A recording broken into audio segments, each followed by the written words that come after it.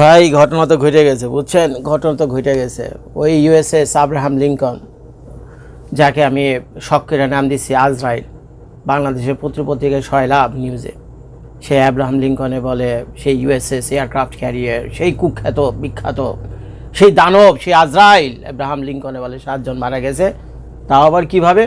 আমি তো ভাবছিলাম 7 জন মারা গেছে মনে কোনো শত্রুপক্ষ এসে বোম টোম মারছে কিনা, বা কোনো ফাইটার জেট টেট এসে মনে পড়ছে এর উপরে হয়তো এখানে মারা যেতে পারে। পরে নিউজের ভিতরে ঘুরে দেখি না, সেইভাবে মারা যায়নি, কেউ অ্যাটাকও করেনি, নিজেদের ভিতরে মারামারি করে 7 জন মারা গেছে। তো ভাই এটা তো খুবই দুঃখজনক ঘটনা, খুবই কষ্টের কথা, খুবই কষ্টের কথা।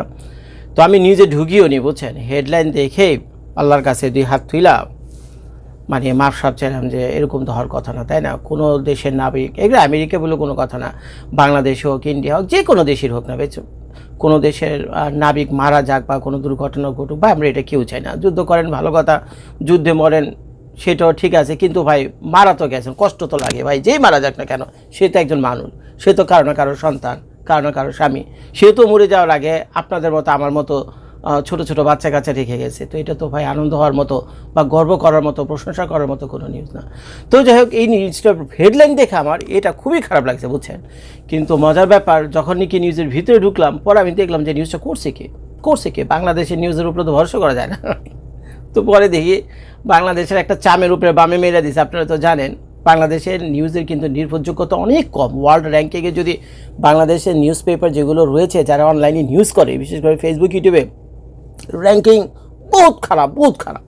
তো এটা বিশ্বাস করা কঠিন। এখন আমি তো ভাই কে কী বললো না বললো ওইটা নিয়ে হঠাৎ করে তো এক নিউজ করতে পারি না। তো আমাকে তো একটু দেখতে হবে, বুঝতে হবে, তাই না? আল্লাহ তো চোখ কান মাথা নাক এগুলি তো দিছে আল্লাহ ব্যবহার করার জন্য, তো এগুলি একটু ব্যবহার করি। তো ভিতরে ঢুকলাম নিউজে, দেখলাম দৈনিক ইত্তেফাকের নিউজ। আচ্ছা ভালো কথা, কি নিউজ কে করছে? সোর্স কি রয়টার্স, সোর্স কি বিবিসি, সোর্স কি সিএনএন, সোর্স কি ফক্স, সোর্স কি ইন্ডিয়া টাইমস, হিন্দুস্তান টাইমস, কে? বা পাকিস্তানের ডন পত্রিকা হইব তো কেউ, বা আল জাজিরা, না কেউ না। কে নিউজ করছে? নিউজ করছিল মেহের নিউজ, নিউজ করছিল মেহের নিউজ। তা আপনারা জানেন মেহের নিউজ কে এবং কারা? এটা ইরানিয়ান একটা সংবাদ সংস্থা। ইন্টারন্যাশনাল কোনো ক্রেডিবিলিটি কিচ্ছু নাই, কোনো অ্যাকাউন্টেবিলিটি নাই, কোনো জবাবদেহি নাই। এটা অনেকটা বাংলাদেশের জেলা উপজেলা থেকে বিভিন্ন ধরনের পত্রিকা ছাপানো হয় না, যা মন চাই তাই করতে পারেন, যা ছাপানো দরকার ছাপান, যা মন চাই তাই করেন, কোনো অ্যাকাউন্টেবিলিটি ক্রেডিবিলিটি নাই। ইন্টারন্যাশনাল র্যাঙ্কিংয়ে একটা স্ট্যান্ডার্ড থাকতে হবে, যাকে আমরা ফলো করি, যাকে নির্ভরযোগ্য হিসেবে ধরি। তো সেই ধরনের পত্রপত্রিকার ভিতরে মেহের নিউজ পায় না। তো এখন বাংলাদেশে প্রথম শ্রেণীর পত্রপত্রিকা প্রথম আলো, তারপরে দৈনিক ইত্তেফাকের মতো পত্রপত্রিকা, তারপরে ওই যে সময় নিউজ, এদের মতো পত্রপত্রিকা, তো এরা যদি এইগুলোকে নিয়ে কপি করে নিউজ করে, এটা তো ভাই দুঃখজনক ব্যাপার। বাংলাদেশের মানুষ তো বিভ্রান্ত হবে। তো এখন যখনই তারা সেই নিউজ করছে, বাংলাদেশের মানুষ কমসে কম 10,000 বার আলহামদুলিল্লাহ বলি ফেলেছে। এখন একবার চিন্তা করেন, 10,000 বার যে আলহামদুলিল্লাহ বললেন, এখন যদি ঘটনা মিথ্যা হয়ে থাকে তাহলে কেমনে কি এই যে আলহামদুলিল্লাহটা যাইব কই? এখন এই এতবার আলহামদুলিল্লাহ আপনারা বললেন, এগুলো যাইবটা কই? একটা মিথ্যা তথ্যের উপরে আপনারা তো আলহামদুলিল্লাহ বলে ফেলেছেন। তো যাই হোক, পরে নিউজের ভিতরে ঢুকে দেখলাম বলতেছে তারা আব্রাহাম লিঙ্কন কোথায়, আর আব্রাহাম লিঙ্কন বলে বর্তমানে ভারত সাগরে রয়েছে, ইন্ডিয়ান ওশানে আছে। কি অবস্থা! এটা কে নিউজ করছে? মেহের নিউজ, ইরান থেকে।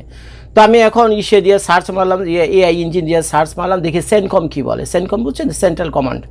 ও ইউএসএ যে ফাইট করতেছেন, আমেরিকানরা ফাইট করতেছে মিডল ইস্টে, সেন্ট্রাল কমান্ডের ওইখান থেকে সব নিউজ ঘটনাগুলো ঘটে। তো সেনকমের ওয়েবসাইটে গেলাম, তো সেখানে গিয়ে দেখি আব্রাহাম লিঙ্কন এই মুহূর্তে রয়েছে অ্যারাবিয়ান সিতে। কোথায় অ্যারাবিয়ান সি, কোথায় ইন্ডিয়ান সি? মেহের নিউজ করতেছে, সেটা আছে বলে ইন্ডিয়ান ওশানে। তো এখন চিন্তা করেন, যে মেহের নিউজ এই নিজেই জানে না যে আব্রাহাম লিঙ্কন আছে কই, অথচ সে নিউজ করছে সেখানে নাবিকদের মধ্যে মারপিট লাগা, তাও আবার ছুরি দাও কাছে এগুলো নিয়ে মারপিট করছে, এগুলো নিয়ে মারপিট করে 7 জন মারা গেছে। নিউজটা আমি আপনাদেরকে দেখাই, দেখেন। আচ্ছা, লেখছে কি, যুক্তরাষ্ট্রের রণতরীতে নৌসেনাদের মধ্যে সংঘর্ষ, নিহত 7 জন। দেখছেন? আর ভিতরের কাহিনী তো আমি আপনাদেরকে বলতেছি এইগুলো। তা আবার কি একটু আগে যে বললাম না, দাও কাছে নিয়ে মারাপিট করছে, ওইটা নিয়ে তখন আমার সন্দেহ হয়েছিল, আরে ভাই নাবিকরা দাও কাছে নিয়ে মারামারি করবে কেন? ওদের তো এক সেক মাল আছে ভিতরে, ওদের তো জাহাজের ভিতরে এক সেক মাল আছে, একেবারে 2 বগল তলায় 2টা নিয়তি এমনি করে মারতে পারে, বুঝছেন? এমনি তো মারলে 2-400 শেষ হয়ে যায়। তো দাও কাছে নিয়ে মারামারি করবে কেন? মাল তো ভরা, মাল জাহাজটি পুরো মাল দিয়ে ভরা, বুঝছেন? এটা করবে কেন? ওইটা দেখে আমার সন্দেহ হয়েছিল। পরে দেখি এই কাহিনী। পরে সেনকম প্রথম বলতেছে না না না না ভাই এই ধরনের কোনো কিছু ঘটে না, আউল ফাউল নিউজে মনোযোগ দাও না, জজ ভাই তুমি তোমার কাম কাজে যাও, বাস এইগুলো সেন্ড করবেন কথা। তো যাই হোক, ভিডিওটা শেষ করে একটা কথা বলি ভাই, যে কোনো মৃত্যুর সংবাদ আমার জন্য খুবই খারাপ, যে কোনো মৃত্যুর সংবাদ, সেটা আমার শত্রুই হোক না কেন। তো কাজে আমেরিকার এই দুর্ঘটনাটা আমার কাছে যেমন খারাপ লাগছে, যেমন বাংলাদেশে যদি ঘটতো, ইন্ডিয়াতে যদি ঘটতো, ইরানে যদি ঘটতো, পাকিস্তানে যদি ঘটতো, যে দেশেই ঘটনা না কেন, বুঝছেন, আমার কাছে খারাপ লাগতো ভাই, আমার কাছে খুব খারাপ লাগতো। আপনাদের মতো আমার আলহামদুলিল্লাহ অন্তত আমি জবান দিয়ে এগুলো বলতাম না। তো যাই হোক ভাই, ভিডিওটা দেখার জন্য সবাইকে ধন্যবাদ। আসসালামু আলাইকুম।